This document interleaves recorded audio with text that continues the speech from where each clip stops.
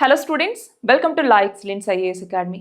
రీసెంట్గా ministry of social justice and empowerment అన్నటువంటిది ఒక సర్వేని చేపట్టింది మన దేశంలో ఉండే 29 రాష్ట్రాలు మరియు కేంద్రపాలిత ప్రాంతాల్లో. మరి ఇక్కడ మనం గమనిస్తే మొత్తం 3,000కు పైగా అర్బన్ లోకల్ బాడీస్లో ఈ సర్వేని చేపట్టారు. దాని రిజల్ట్స్ని గవర్నమెంట్ పార్లమెంట్ ముందు ఉంచింది. మరి అందులో ఏమని తెలిసింది అంటే దాదాపు 92% మంది, ఇంకా చెప్పాలి అంటే 91.9% మంది సీవర్స్ మరియు సెప్టిక్ ట్యాంక్స్ వర్కర్స్ ఎవరైతే ఉంటారో వాళ్ళు ఎస్సీ ఎస్టీ అలాగే ఓబీసీ వర్గాలకు చెందినటువంటి వాళ్ళే ఉన్నారు. మిగతా 8% మంది మాత్రమే జనరల్ వాళ్ళు ఉన్నారు అన్నట్టుగా ఈ యొక్క సర్వే చెప్తోందన్నమాట. మరి ఈ నేపథ్యంలో మనం ఒక్కొక్క కేటగిరీని కనుక తీసుకున్నాం అనుకోండి, అంటే ఫర్ ఎగ్జాంపుల్ ఇప్పుడు ఎస్సీకి సంబంధించినటువంటి వాళ్ళు 68.7% మంది ఉంటే ఎస్టీకి సంబంధించినటువంటి వాళ్ళు 8.3% మంది ఉన్నారు. అదే ఓబీసీ కులాలకు సంబంధించినటువంటి వాళ్ళైతే 14.7% మంది ఉన్నారు. ఇంకా మిగతా వాళ్ళు ఎవరైతే ఉంటారో వాళ్ళు జనరల్ కేటగిరీ, సో అప్రాక్సిమేట్గా ఒక 8% మంది ఉన్నట్టు. అంతేకాదు ఈ సీవర్ మరియు సెప్టిక్ ట్యాంక్స్లో పనిచేసేటటువంటి వాళ్ళు ప్రతి సంవత్సరం చనిపోతూ ఉంటారు, అవునా? ఏదో ఒక ప్రమాదాల వల్ల కావచ్చు, వీటి వల్ల.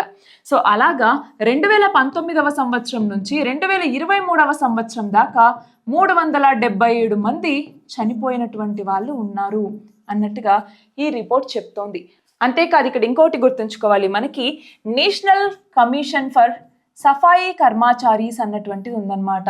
ఇది ఏమని చెప్పింది, ఈ సీవర్ మరియు సెప్టిక్ ట్యాంక్ వర్కర్స్ ఎవరైతే ఉన్నారో వాళ్ళు వేరు, సఫాయి కర్మచారీస్ అంటే మాన్యువల్ స్కావెంజర్స్ వేరు అన్నట్టుగా చెప్పింది. చూడ్డానికి ఒకేలాగా ఉన్నా కూడా మాన్యువల్ స్కావెంజర్స్ ఎవరైతే ఉంటారో మాన్యువల్ స్కావెంజర్స్ వాళ్ళు డిఫరెంట్.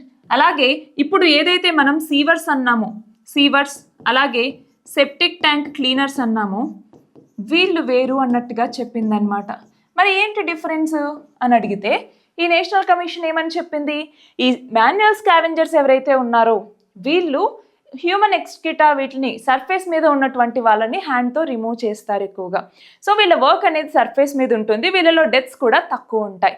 అదే సీవర్ మరియు సెప్టిక్ ట్యాంక్ క్లీనర్స్ ఎవరైతే ఉంటారో వీళ్ళు అండర్ గ్రౌండ్లోకి దిగాల్సి వస్తుంది. సో ఆ టైంలో వీళ్ళకి డిసీజెస్ ఎక్కువగా రావచ్చు, డెత్స్ అన్నటువంటివి ఎక్కువ సంభవించవచ్చు, ప్రమాదాలు అన్నటువంటివి రావచ్చు. సో వీళ్ళలో ఈ ప్రాబబిలిటీ ఎక్కువగా ఉంటుంది అన్నట్టుగా చెప్పటం జరిగింది. సో మరి వీళ్ళ యొక్క హజార్డస్ వర్క్ని తగ్గించడం కోసం కేంద్ర ప్రభుత్వం నమస్తే అనేసి ఒక ప్లాట్ఫామ్ని తీసుకొచ్చింది. ఏమని? నమస్తే. మరి ఈ నమస్తే యొక్క ఆబ్జెక్టివ్స్ ఏంటి అనేసి చూస్తే ఒకటి వచ్చేసరికి వీళ్ళ హజార్డస్ వర్క్ ఏదైతే ఉందో దీన్ని మెకనైజేషన్ అంటే ఏంటి, మిషన్స్తో రీప్లేస్ చేయండి.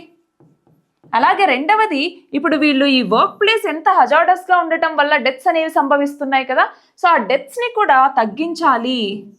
సో ఈ డెత్స్ ఏవైతే ఉన్నాయో వాటిని మరింత తగ్గించాల్సిన అవసరం ఉందన్న ఆబ్జెక్టివ్స్తో తీసుకొచ్చినటువంటి ప్లాట్ఫామే నమస్తే అన్నటువంటిది. మరి ఈ నేపథ్యంలో ఇప్పుడు ఏం చేయాలి, వే ఫార్వర్డ్ ఏంటి అంటే ఇప్పుడు అనుకున్నట్టుగా సింపుల్గా ఒకటి మెకనైజేషన్ అనేది తీసుకురావటం, సో మిషన్స్తో రీప్లేస్ చేయటం అన్నటువంటిది. రెండవది నేషన్ వైడ్గా అంటే మన దేశం మొత్తంలో కూడా నేషన్ వైడ్గా ఫస్ట్ ఎన్యూమరేషన్ అన్నటువంటిది చేపట్టాలి. ఎన్యూమరేషన్ ఎక్సర్సైజ్ అన్నటువంటిది చేపట్టడం. సో ఎంతమంది ఉన్నారు ఏంటి అన్నట్టుగా గుర్తించాలి. అలాగే వాళ్ళకి సేఫ్టీ ట్రైనింగ్ అన్నటువంటిది ఇవ్వాలి. సేఫ్టీ ట్రైనింగ్ అనేది ఇవ్వాలి. దానికి కావాల్సినటువంటి ఎక్విప్మెంట్ అన్నటువంటిది వాళ్ళకి ప్రొవైడ్ చేయాల్సి ఉంటుంది. అలా కాకుండా వీళ్ళకి కొంత క్యాపిటల్ బెనిఫిట్స్ అన్నటువంటివి కూడా ఇవ్వాలన్నమాట. Capital benefits. మరి వీళ్ళకి క్యాపిటల్ బెనిఫిట్స్ ఇస్తే ఏమవుతుంది, సుప్రీంకోర్టు కూడా చెప్పింది వీళ్ళకి ఇంత చెల్లించండి, చనిపోయిన వాళ్ళకి ఇంత చెల్లించండి, లేదు అంగవైకల్యం వచ్చిందనుకోండి శాశ్వత అంగవైకల్యం వీళ్ళకి ఇంత చెల్లించండి అన్నట్టుగా సుప్రీంకోర్టు కూడా ఆదేశాలు ఇచ్చింది. సో వీళ్ళకి ఇక్కడ క్యాపిటల్ బెనిఫిట్స్ ఇస్తే ఏమవుతుంది, కొంతమంది వేరే రంగంలోకి షిఫ్ట్ అవుతారు, వేరే సెక్టార్లోకి షిఫ్ట్ అవుతారు, కొంతమంది స్కిల్ డెవలప్మెంట్కి ఖర్చు పెట్టుకుంటారు, ఇంకొంతమంది ఏం చేస్తారు ఎక్విప్మెంట్ లాంటి వాటికి ఖర్చు పెట్టుకుంటారు. సో దీని ద్వారా ఏమవుతుంది అంటే ఈ సీవర్స్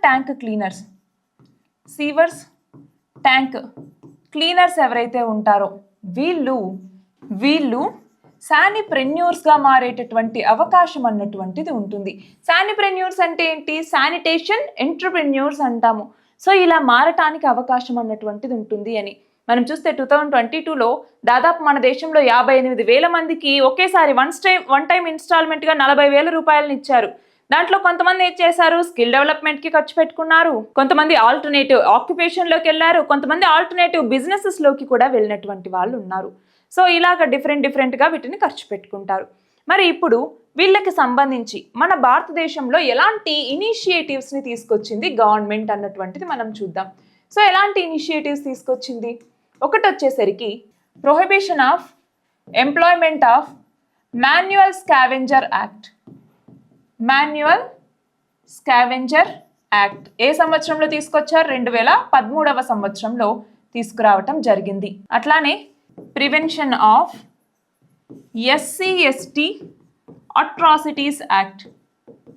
prevention of SC/ST atrocities act ఏ సంవత్సరంలో తీసుకొచ్చారు, మీరు చెప్పండి, ఏ సంవత్సరంలో ఈ చట్టాన్ని తీసుకొచ్చారు అన్నటువంటిది. అట్లానే ఇందాక చెప్పుకున్నట్టుగా నేషనల్ కమిషన్ ఫర్ సఫాయి కర్మచారీస్ అన్నటువంటిది, దీనికి సంబంధించినటువంటి యాక్ట్ని 1993లో తీసుకొచ్చారనమాట. అట్లానే స్వచ్ఛ భారత్ మిషన్ అన్నటువంటిది క్లీన్లీనెస్ కోసం కదా, సో స్వచ్ఛ భారత్ మిషన్. అట్లానే ఇందాక తీసుకొచ్చినటువంటి నమస్తే అన్నటువంటి యాప్,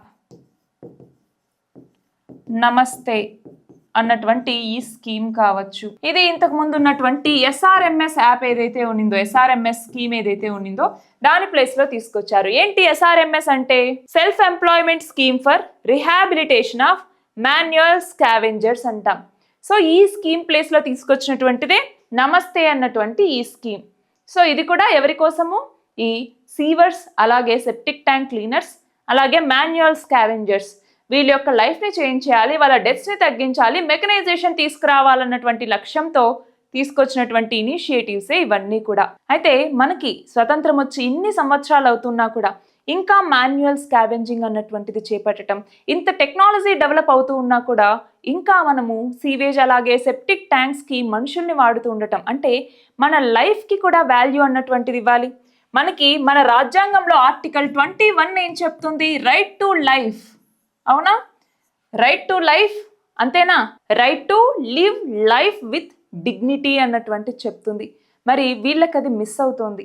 సో మనకి ఏ మనిషికైనా కూడా స్వతంత్రంగా స్వేచ్ఛగా జీవించేటటువంటి హక్కు అన్నటువంటిది ఉంటుంది. అతను చూస్ చేసుకున్నటువంటి ఆక్యుపేషన్ ఏదైతే ఉందో అది ఫోర్స్డ్గానా లేదా వాలంటరీగానా అన్నటువంటిది గుర్తించాలి. ఒకవేళ ఫోర్స్డ్గా అంటే తనని వేరే రంగంలోకి మారటానికి కావాల్సినటువంటి సహాయ సహకారాలు అందించాలి. ఇప్పుడు గవర్నమెంట్ అయితే అదే చేస్తోంది, బట్ ఇంకా దాన్ని చేయాల్సిన అవసరం అన్నటువంటిది ఉంది. మాన్యువల్ స్కావెంజింగ్ని, అలాగే సీవర్ మరియు సెప్టిక్ ట్యాంక్ వర్కర్స్ ఎవరైతే ఉన్నారో వీళ్ళందరి ప్లేస్లో మెకనైజేషన్ అన్నటువంటి తీసుకురావాలి. వీళ్ళకి ఆర్టికల్ 21 ఏదైతే ఉందో దీన్ని ఎన్ష్యూర్ చేయగలగాలి. ఇది ఇవాల్టి మన article. All the very best and thank you very much.